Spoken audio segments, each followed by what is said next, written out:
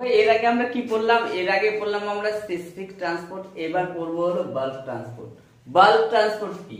ধরে নাও একটা কোষ, ঠিক আছে, যদি এর মধ্যে বৃহৎ পরিমাণে কোনো জিনিস প্রবেশ করে,